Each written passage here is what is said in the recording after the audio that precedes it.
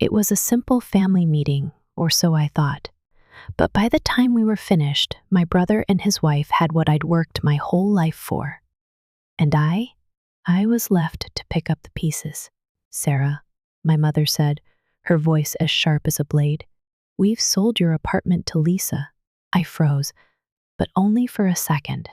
My name is Grace Harper, and this is a story about inheritance, betrayal, and the lengths one will go to hold on to what's rightfully theirs. But it's also about resilience, the kind that comes when you least expect it. The Carter family had always been a monument of tradition, wealth, legacy, and the business that kept it all intact. Growing up, I knew what was expected of me. The same was true for my older brother, James. He was the golden child, the one who could do no wrong in my parents' eyes. No matter how many failed business ventures he had, I was the quiet one, the one who worked tirelessly behind the scenes, hoping one day my efforts would be seen for what they were: real, legitimate, and necessary. But that's the thing with families, isn't it? They can either build you up or tear you apart without even realizing it. As a kid, I never got the attention James did. He had the charisma, the confidence, the charm.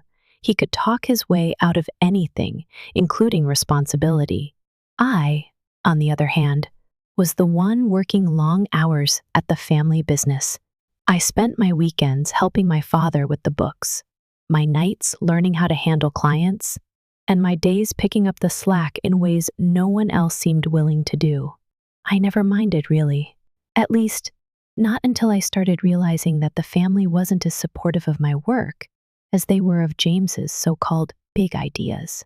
Everything I did seemed to slip under the radar, overshadowed by his constant antics and the relentless praise from our parents. My mother, in particular, had this way of always making excuses for him. He wasn't just her son, he was the future of the family legacy, or so she said. It was never about the work for her. It was always about the image, the outward appearance of success. And James? He was the perfect figure to uphold that image. But oh, how he failed at it time and time again.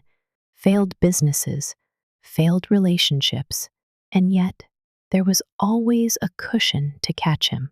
That cushion, of course, was my parents, who were constantly bailing him out, covering for his mistakes, and presenting him as the shining star. Meanwhile, I worked harder, but the recognition, the praise, the power, they all seemed to escape me. By the time I hit my 30s, it was clear to me that I'd built something substantial with my own hands, but it wasn't enough. The catering business I ran, founded from scratch, with my own savings, had become my life. Yet no one in the family really seemed to notice. My mother would nod approvingly, but it wasn't the kind of attention I craved. What I wanted was to be seen as an equal in the family, not just the person who kept things running behind the scenes. I wanted the recognition James got so effortlessly for simply showing up and pretending to care. But it wasn't just my work that was overlooked. It was my place in the family's inheritance. It was always assumed by everyone but me that one day the house, the estate, and the family business would fall into James's hands. That was the plan, at least, in the eyes of my parents. I had no illusions about it. My place was merely as the worker bee, always second to him, the one who received praise but never anything to show for it. Not when it came to ownership, legacy, or respect. I didn't expect my inheritance to be anything grand. A small portion of the estate, maybe, but even that felt distant, out of reach, like a prize given only to those who played the game well enough, like James. But it wasn't just about the estate anymore. It was the principle of the matter, the way the family had turned its back on me and my accomplishments, favoring James simply because of his connections, his charisma, and his ability to charm everyone, especially our parents. I'll admit it, I'd been bitter, and who wouldn't be? But I kept my bitterness close to my chest, always smiling when I needed to and working tirelessly despite my growing resentment. It felt like a constant uphill battle, but as the years wore on, I realized something. This battle wasn't just about inheritance or my place in the family anymore. It was about something deeper, something more personal. This was about me finally taking my rightful place, about proving to myself and to my parents that I had the same value James did, that my contributions meant something. But I couldn't do that until the family finally recognized that I was no longer the background character in their story. And then it all began to change. It was one evening, after another long day of catering events, when I found myself sitting in my apartment, flipping through old documents in a drawer. Among the bills and receipts, I found something unexpected, a letter from my late grandmother. It had always been assumed that the family property, the house where we grew up, would be passed down to James. But the letter revealed something that made my stomach drop. In her final months, my grandmother had quietly made changes to her will. The properties, the ones James thought were his by right, had been transferred to me. She'd left me the inheritance, bypassing everyone else in the family. This wasn't just a piece of paper. This was the turning point. I felt a rush of shock, disbelief, and yes, vindication. For the first time in my life, I wasn't being overlooked. The legacy was mine. I knew it wouldn't be easy to confront my family with this revelation. I had a decision to make: take what was rightfully mine or stay quiet, once again playing the role of the invisible sibling. But deep down, I knew this was my moment.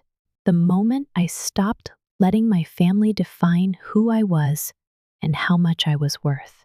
The first step was figuring out exactly what I was going to do with the property, how I was going to prove that I'd inherited it legally, and how to confront James and my parents without completely tearing apart what was left of our fragile family dynamics. It would be delicate, but it was time to stop hiding in the shadows, time to take control. I walked out of my apartment, the weight of my grandmother's letter in my hand. For the first time in years, I felt a sense of power, and with it came a sense of calm. This was no longer about playing by their rules. This was about rewriting the script. The quiet realization that everything was about to change settled over me like a heavy fog. That night, after I'd found my grandmother's letter, I couldn't sleep. I kept running through the details in my mind, replaying every conversation, every look of dismissal from my family, and every subtle act of favoritism that had been so normal to them for so long. The family had always been quick to dismiss me, to assume that I'd be content with whatever scraps were left after James had his pick of the riches. But not anymore. I had spent so many years proving myself in ways they never seemed to notice. Now, it was time to let the family see just how much I had been doing behind the scenes, and it was time for them to reckon with the fact that I wasn't just an afterthought. I would no longer let them determine my worth. The document from my grandmother, the one that passed the inheritance to me, was my ticket to changing the narrative. But I wasn't going to play my hand just yet. I took a long walk that night, trying to clear my mind. The cool evening air helped me gather my thoughts, and I found myself back in front of my apartment building, staring up at the windows I had worked so hard to make my own. It was a symbol of everything I had built from nothing, but it was also more than that. It was a reminder that sometimes, despite all the hard work, the reward didn't come until much later. By the time I returned home, the plan had started to form in my mind. I would need to be careful. I would need to be quiet, deliberate, and strategic. It wasn't just about winning an inheritance dispute. It was about reclaiming my place in a family that had consistently sidelined me. I reached for my phone, texted my lawyer, and set a meeting for the next day. I had made a mental note to call in every favor I could muster, but there was something else I needed to do first. Something more personal. Something that would solidify my claim, even if my family tried to brush it aside. The following afternoon, I walked into my lawyer's office, folder in hand. Sarah Martinez had been a trusted friend for years, and when I had started to think about the possibility of challenging my family's control over the property, I knew I would need her expertise. She knew the ins and outs of property law better than anyone I knew, and she had always been a quiet supporter of my determination. "You ready for this?" Sarah asked as I sat down across from her, spreading out the documents my grandmother had left behind.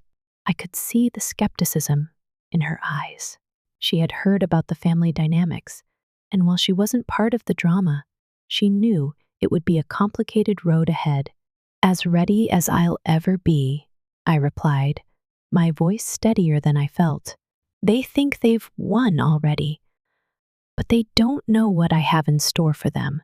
Sarah nodded, leaning forward and looking over the documents I had brought with me. "We've got the proof. Your grandmother's signature is here. The notarized paperwork is solid. But it won't be enough unless we have something more. We need a paper trail, something that shows your family had knowledge of the transfer and was complicit in all of it." "I've already thought about that," I said. "I've been gathering everything I can. Emails, texts, anything that shows how they manipulated me over the years." "Good," Sarah said, her eyes lighting up with approval. "You've got a lot more leverage than they realize. I'll start drafting the legal response, but I have to warn you, it's not going to be easy. They'll try to fight this. They'll try to claim that your grandmother wasn't of sound mind when she made these decisions." I clenched my fists, the anger simmering beneath the surface. I knew that was coming. It was their go-to move when it came to me, question my competency, dismiss my decisions, and reduce me to nothing more than an emotional reaction to their power plays. But this time, I wasn't going to back down. "We'll fight them on every front," I said, my resolve hardening. "This isn't just about property. This is about respect." Over the next few weeks, the preparations continued. I had the documents from my grandmother, clear proof of her intentions. I had the video recordings, the signed deeds, and even emails from family members that hinted at the manipulation behind the scenes. But there was something else I was working on in the background. I had reached out to one of my grandmother's old acquaintances, a former business partner of hers. He had always been close to her, and I knew he would be crucial to this battle. His name was Mr. Patterson, and he had worked with my grandmother for years, handling her legal and financial affairs.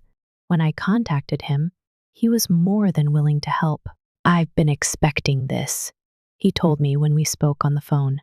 "Your grandmother wasn't one to leave loose ends. She knew exactly what she was doing. If anyone tries to challenge her decisions, they'll have a hell of a time getting anywhere." That gave me some peace of mind. I knew the battle ahead wasn't going to be easy, but with Patterson's help, I felt a little more confident. Meanwhile, my family continued with their lives, as though nothing had changed. James and my mother were busy making plans for the property they had assumed was already theirs, and I couldn't help but feel a mixture of anger and sadness every time I overheard one of their conversations about the house. It was as though they were already planning my defeat, assuming I would just back down and let them take what wasn't theirs. But I wasn't backing down this time. I spent sleepless nights organizing the evidence, preparing my case, and making sure that when the time came, I would be ready. I even began to visit the building next door, the one my grandmother had always intended for me to have. It was clear that it needed work, but it had potential. And every time I walked through its empty halls, I imagined what it would look like once I finished the renovations. It wasn't just about securing the property, it was about finally standing up to a family that had constantly tried to strip away my identity and my worth. It was a quiet preparation, a steady gathering of strength, and I knew that when the time came, my family would finally see me as more than just an afterthought. They would see me as the one who had worked hard for everything I had, and as the one who would no longer let them take it from me. The moment I stepped into the family meeting, I could feel the tension in the air like a living thing. The room was filled with the people I had spent my entire life trying to please, the ones who never saw me as more than a tool for their own agendas. James stood near the window, his back turned to me, his wife Lisa at his side, hands wrapped protectively around her growing belly. My mother was sitting in her usual chair, her eyes scanning a folder of papers, but I could see the tension in her fingers as she gripped them tightly. It had been a week since I found the legal documents and the video from my grandmother. In that week, I had taken every precaution to ensure that nothing could be used against me. My lawyer, Sarah, had reviewed everything. The property was mine legally, morally, and ethically. The video, which I had yet to share, was my trump card. I wasn't about to play it just yet, but I had it, and that gave me all the power I needed. "Sarah," my mother greeted me coldly, her voice dripping with the same fake sweetness that always masked the venom beneath. "So nice of you to join us."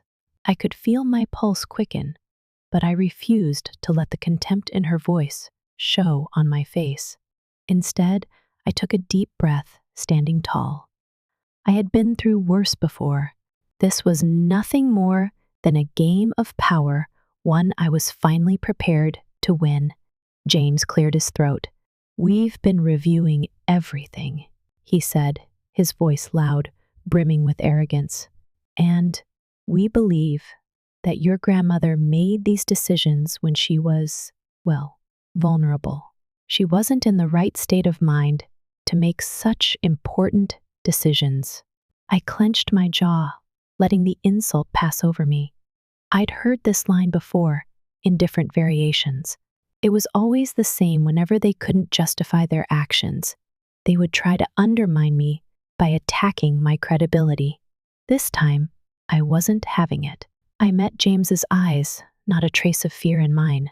"Funny," I said, my voice low but firm, "because I spent the last year of her life taking care of her. I was there. I saw how sharp she still was. She knew exactly what she was doing." James opened his mouth to speak, but I cut him off. "But you wouldn't know that, would you? You were too busy running your latest business venture into the ground, just like every other time." The silence that followed was deafening. I could see the blood drain from James's face, and it made me feel something sweet, something I hadn't felt in years. Satisfaction. "Enough," my mother snapped, her composure cracking for the first time. "Sarah, this is family business. I don't understand why you're making it so difficult." I stood my ground, refusing to let her dismiss me any longer. "This isn't just family business. This is about what's right. This building, this property, everything here was my grandmother's decision. She chose me, not you, not James. She trusted me to carry on her legacy." At that moment, I felt a shift. It wasn't just my words that had the power here, it was my determination. It was clear they hadn't expected me to come back swinging, and that unsettled them. Lisa, who had remained silent up to this point, suddenly spoke, her voice quieter than I expected. "Sarah, we didn't know. We thought we were doing the right thing by selling the apartment. We thought you would be okay with it." I shook my head, a smile tugging at the corner of my lips. "You thought you could just take what was mine. You thought I wouldn't fight for it. Well, I'm not that easily dismissed anymore." Lisa's eyes flickered with uncertainty, and I knew that deep down, she wasn't the one pulling the strings in this situation. It was James. But Lisa was still complicit. She was just as much a part of the plan as he was, and now she was seeing the consequences of it. I didn't need to say much more. The tension in the room was palpable. I had already laid the foundation for what was to come. They could feel the weight of my resolve, but it wasn't enough yet. I walked toward the table, pulling out the folder that had been resting in front of me. "Before you make any more assumptions about my grandmother's intentions," I said, my voice cutting through the silence, "maybe you should take a look at this." I slid the papers onto the table, and my mother immediately snatched them up, her fingers trembling as she read. I could see the disbelief in her eyes as she scanned the document. The deed, the legal papers, all signed and notarized. It wasn't just the apartment that my grandmother had passed on to me, it was the entire building next door, the one that had been sitting empty for the past few years. I waited, letting the gravity of what I had just revealed sink in. The silence stretched on, uncomfortable and heavy. "You," my mother's voice cracked. "You knew about this?" I nodded slowly. "I found out a few weeks ago. It wasn't easy, but now I'm prepared. The property next door is mine. Legally, it belongs to me. The deal you made with Lisa and James is void." I could feel their eyes on me, their shock and disbelief palpable. They had expected me to roll over, to give up, but now they saw me for what I had always been: strong, resilient, and unyielding. "Why didn't you tell us sooner?" my mother demanded, her voice rising in anger. "Because I wanted to see who you really are. And now I know," I replied, my tone calm but firm. "This is about more than property. This is about what's right and wrong. This is about honoring my grandmother's wishes, not playing games to get what you want." James looked at me, his face twisted in anger. "You've been scheming behind our backs, waiting for the perfect moment to strike." I shook my head. "No, I've been preparing. You've been the one scheming. You thought you could steal what was mine. Well, it's not yours to take." There was a moment of stunned silence, and then my mother stood, gathering the papers in her hands. Her face was pale, and I could see the fury bubbling beneath the surface. "This isn't over," she said, her voice strained, but her resolve was faltering. I stood up, my heart steady as I spoke. "It's already over. You just don't realize it yet." As I watched them leave, I felt a rush of emotions: relief, pride, even a hint of guilt. But I knew I had done the right thing. For the first time in my life, I had stood up for myself. And the family who had always dismissed me was finally seeing me for what I had always been: worthy. Now, the real fight was just beginning, but for the first time, I wasn't scared of it. I was ready. The days following our family confrontation were filled with quiet intensity. I spent my mornings at the catering business, trying to keep my focus, and my evenings poring over the documents and evidence that I had collected. I didn't expect things to get easier, but I did expect them to get more complicated. The reality of what I was about to face had hit me hard. My family wasn't going to back down quietly. My mother's pride, James's ego, and Lisa's desire to please had all been exposed in that one explosive meeting. And I wasn't done yet. I had already warned them that this wasn't just about who owned what property. It was about what was right. But as the days dragged on, it became clear that they didn't understand the gravity of the situation. They believed that with their manipulation and charm, they could still find a way to undo what had been done. They were wrong. Late one evening, as I sat in my office at home, reviewing some final pieces of evidence, I received an unexpected call from Sarah, my lawyer. Her voice was calm, but I could sense the urgency behind it. "Sarah, what's going on?" I asked, a twinge of unease creeping up my spine. The phone call had interrupted my quiet contemplation, and I had a feeling something big was about to happen. "I need you to prepare yourself," Sarah said. "I've just received word that your mother and James are moving forward with challenging the deed. They've gotten a lawyer involved who is now claiming that the property is legally theirs, based on some technicalities they've discovered in your grandmother's paperwork."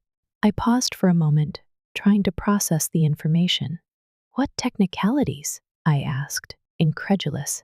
My grandmother's paperwork had been meticulously documented. There was no room for error, no hidden clauses to exploit. What are they trying to pull? They're trying to argue that the signatures were forged, Sarah replied, her voice tense.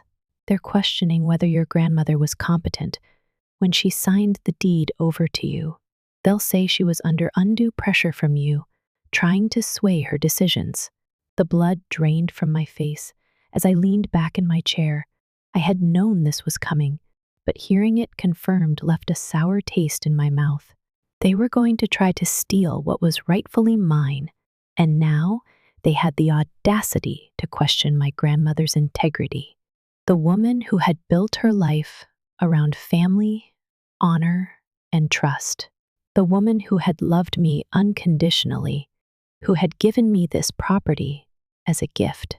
They were trying to erase that. This is unbelievable, I muttered under my breath. Don't worry, Sarah said quickly, sensing my frustration. We have everything we need to prove that those signatures are legitimate. Mr. Patterson, your grandmother's longtime lawyer, has all the video evidence of her signing the documents. We've also got witness statements and medical records that confirm she was in perfect health and completely coherent when she made those decisions.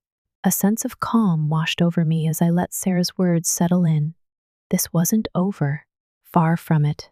This was just another attempt to rewrite history, to manipulate the truth. But I wasn't going to let them win. We're ready for this, I said firmly. I want to meet with Mr. Patterson. I want to bring this to a head. The next morning, I arranged a meeting with Sarah, Mr. Patterson, and the rest of my legal team. We gathered at a small office just outside the city, a place where we could discuss everything without anyone overhearing. Mr. Patterson, a tall, gray-haired man in his late 70s, greeted me with a kind but solemn expression. Sarah tells me things have escalated, he said, sitting down across from me. I'm not surprised. People like your mother and James will stop at nothing to get what they want. I nodded, grateful for his support. I'm prepared. I've got all the documents, the video, the witness statements. But I don't want to take this lightly. I need to make sure we have everything locked down. We do, Mr. Patterson said, his voice filled with quiet confidence. I've gone over the documents with a fine-tooth comb. There's no legal loophole they can exploit. And if they continue to push this, we'll bring out the video. That will settle things once and for all. The video was my secret weapon. It showed my grandmother, clear as day, explaining her decision to leave the property to me. She spoke of the family's legacy, of her trust in me to carry it forward. She made it clear that she had made this decision of her own free will, without any outside influence. The video was a recorded testimony, shot in the comfort of her home, her words coming straight from her heart. It was the perfect proof, and I was ready to use it. We'll play the video at the family meeting, I said, a determined glint in my eyes. I want them to see what they're trying to erase, what they're trying to steal. Mr. Patterson agreed, and we finalized our plans. But as I left the meeting that day, I couldn't shake the feeling that I was stepping into a storm. The family would never back down easily. This wasn't just about the property, it was about control. It was about my mother's deep-seated need to feel superior, to have everything go according to her plans. James, too, had always been the favored son, the one who could do no wrong in her eyes. And Lisa, well, she was just following their lead, unaware of the consequences of her own actions. The family meeting was scheduled for Sunday afternoon. I had no idea what to expect, but I knew one thing for certain. It was going to be a turning point. One way or another, this battle would end. As I walked into the meeting that Sunday, the familiar tension was already in the air. My mother, James, and Lisa were all sitting in the living room of my parents' house. The room was silent, the only sound the ticking of the clock on the wall. I stood at the doorway, taking in the scene. It was hard to believe that just a few weeks ago, this had been the place I'd always come to for comfort. Now it felt like a battlefield. I hope you're ready, my mother said, her voice cold. We've decided to take this further. Go ahead, I replied, my voice steady. But know that you're going to lose, James sneered. You've always been difficult, Sarah. Always trying to make things hard. Not hard, I shot back. Just right. I walked into the room and sat down. We're going to do this the right way. I've got the evidence. I've got everything you need to see. Lisa, for the first time, met my eyes. There was hesitation there, something more than just guilt. I could see the cracks forming in the facade. She knew, deep down, that I wasn't the villain here. You want to take something from me that's not yours, I continued. But it's not just mine. It's my grandmother's legacy, and I'm not letting you destroy it. The tension was thick enough to slice with a knife as I set the video up on the TV. I pressed play, and my grandmother's face appeared on the screen, her calm voice filling the room. I'm recording this, she said in the video, because I know my daughter. She never forgave me for not giving her control of the building when she married.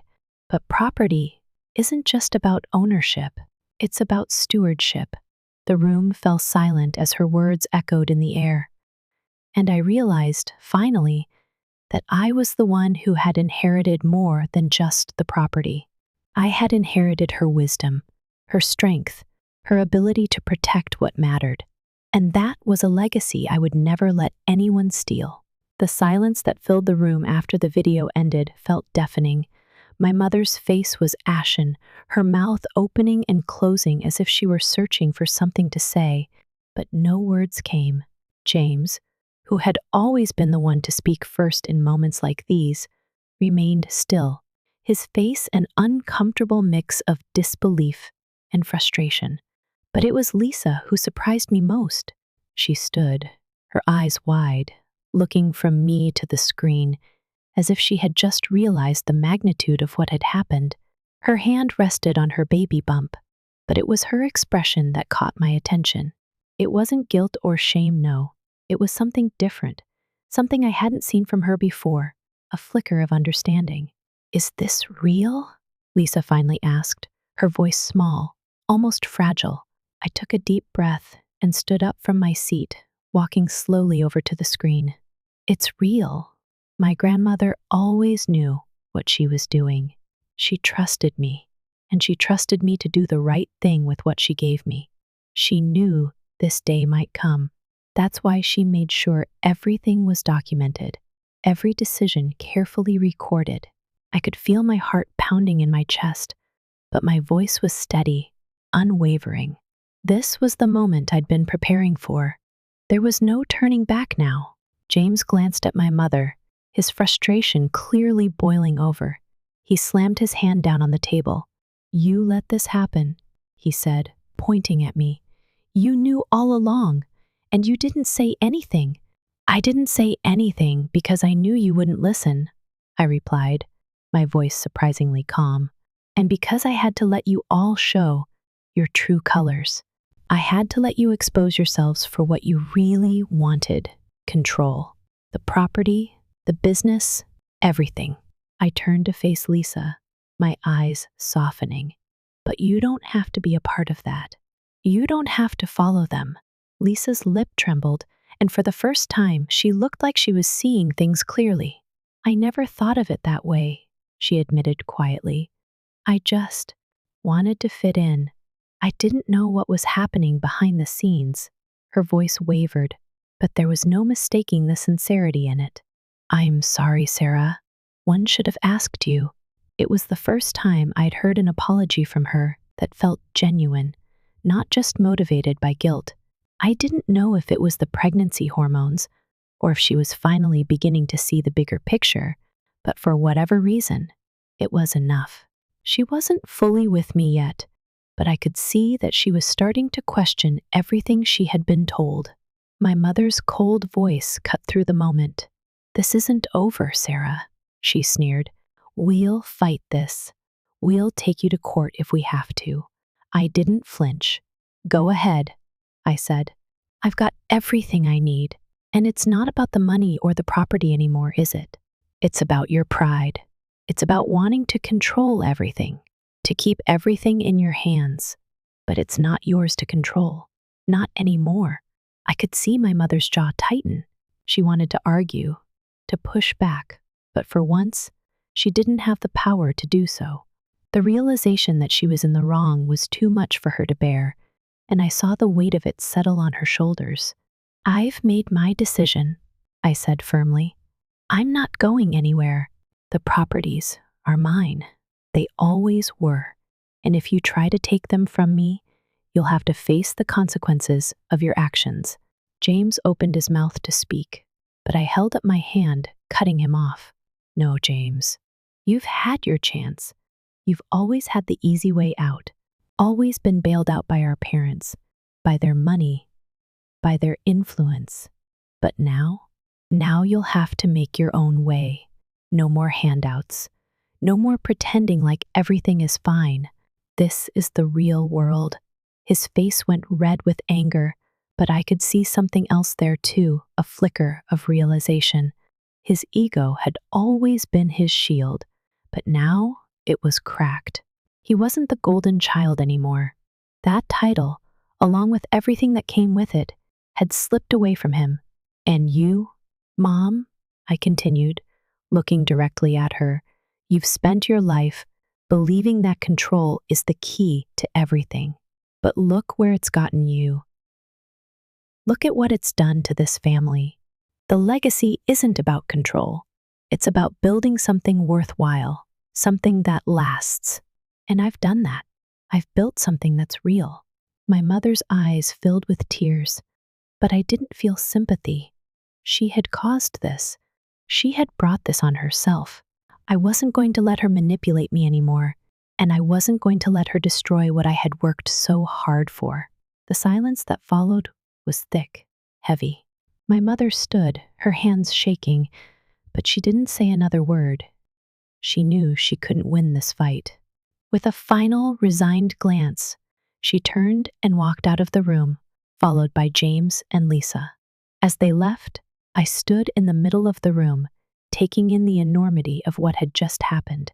It wasn't just about the property anymore. It wasn't about the house or the building next door. It was about breaking free.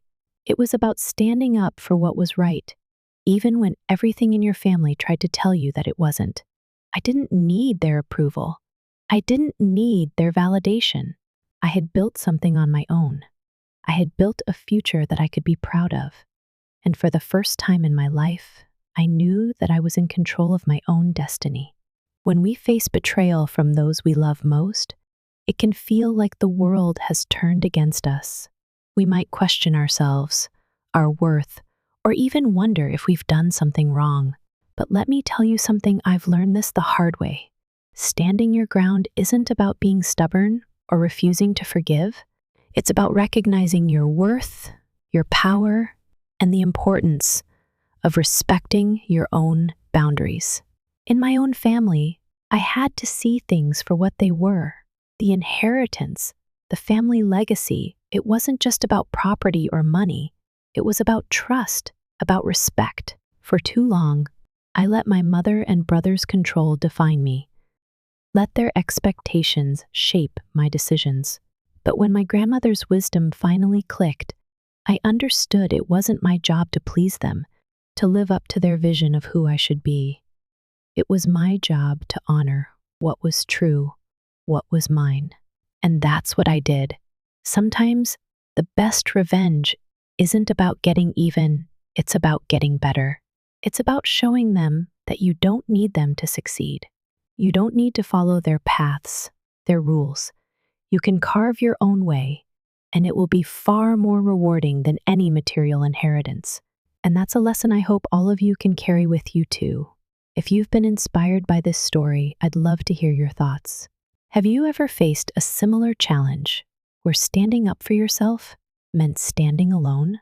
Leave a comment below and share your experience.